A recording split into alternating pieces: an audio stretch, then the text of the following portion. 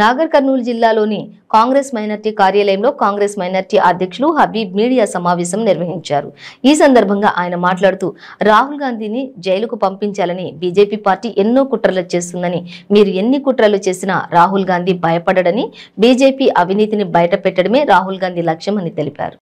రాహుల్ గాంధీ గారు ఇప్పుడే అది తక్షణమే అక్కడ కేసు చేసి అతని మీద ఈ విధంగా చేయడం ఇది బీజేపీది పక్కా ప్లానింగ్తోనా జరిగినది విషయం కరెక్ట్. ఇది ఎందుకంటే గతంలో బాబరీ మసీద్ ఇష్యూ కూడా జడ్జిలు చేయడం, ఒకరికి రాజ్యసభ మెంబర్ ఇచ్చారు ఆ జడ్జి గారికి, ఇంకొక జడ్జి గారికి ఏపీ గవర్నర్గా చేసి నజీర్ గారికి.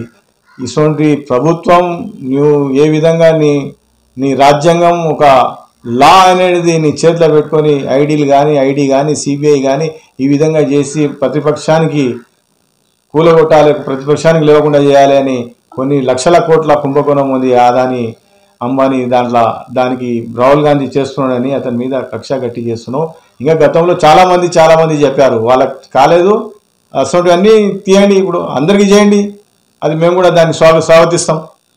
ఈ విధంగా కావాలని రాహుల్ గాంధీకే కక్ష బట్టి చేయడం అంటే ఇది మేము ప్రసక్తే లేదు. దీనికి ఎంతైనా సరే దీనికి కొట్లాడతాం. దీనికి ఎంత దూరం పోయినా సరే మేము రాహుల్ గాంధీకి రేపు కాబోయేది ప్రధాని రాహుల్ గాంధీ అని మేము గంటగా చెప్తున్నాం.